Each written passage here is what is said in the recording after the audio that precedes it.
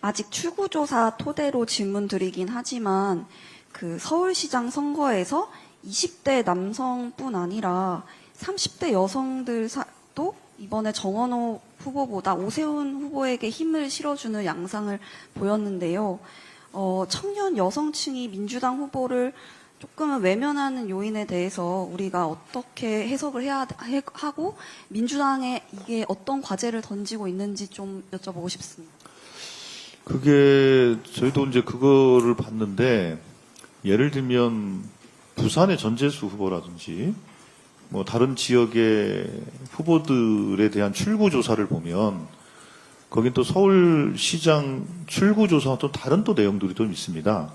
그래서 그게 질문하신 것처럼 전체 세대적 문제인지 아니면 세대적 문제라기보다는 또 지역적 문제인지 아니면 통계상 오류인지 그거는 좀 분석을 좀 해봐야 될 것 같고요.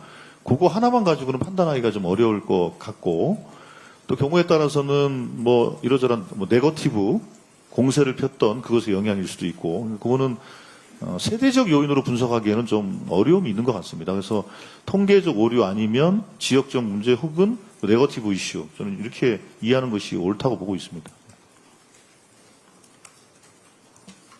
잠깐 아까 제가 말씀드린 것 중에 정정을 하나 할게요.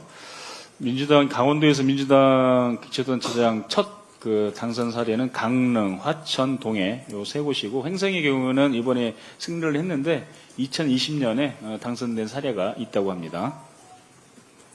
예. 뭐 이렇게 질문들이 이렇게 많으세요. 예. 그럼 아까 하셨으니까 먼저 이쪽 먼저 하시고.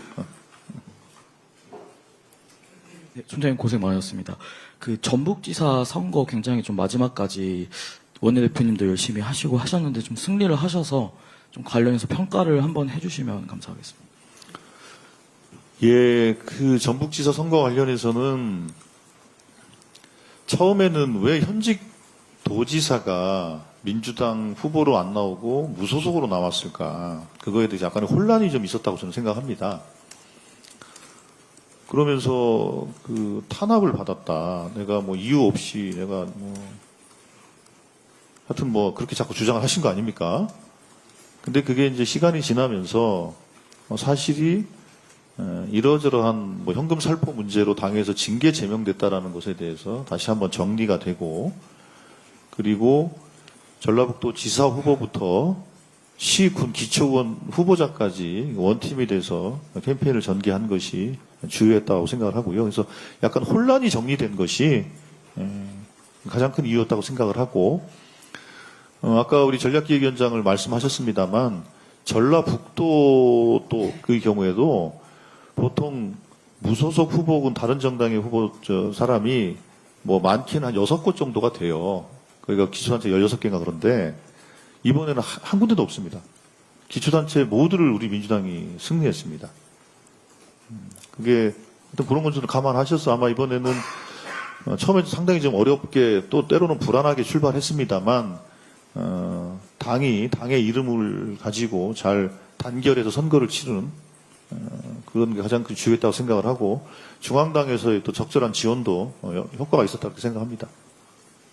예. 전에 말씀하신 거에 약간 답이 있긴 한데 그래도 질문 기회를 주셨으니까 여쭤보겠습니다.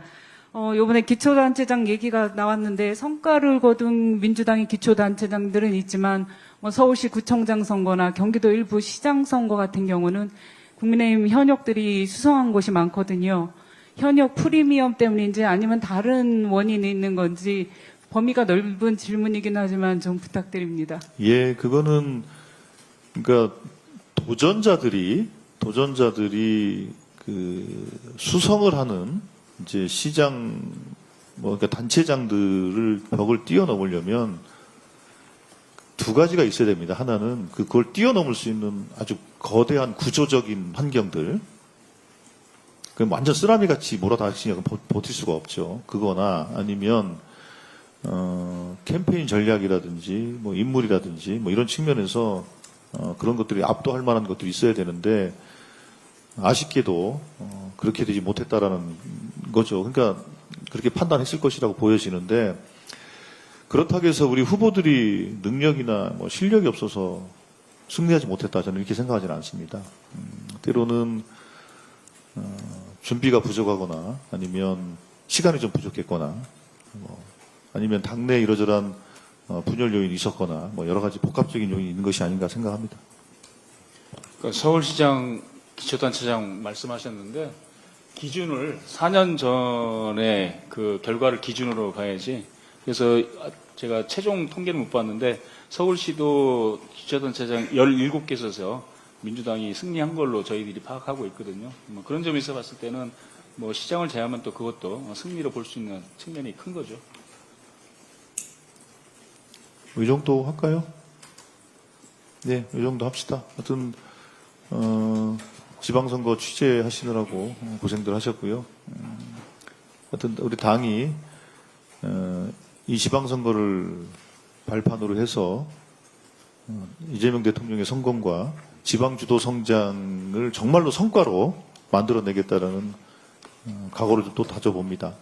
그래서 이제 하반기 원구성이 되면 상임위를 중심으로 해서 지방주도 성장 그리고 지역 소멸을 막는 입법과 정책으로 지역 주민들과 소통하고 선출된 단체장들과 함께 하겠다는 말씀을 드리겠습니다. 많은 관심을 가져주시고 민주당을 응원해 주시길 부탁드리겠습니다. 하여튼 언론인 여러분 감사드리고 민주당을 지지해 주시고 또 질책해 주셨던 국민 여러분께도 감사의 말씀을 드리겠습니다. 예, 고맙습니다.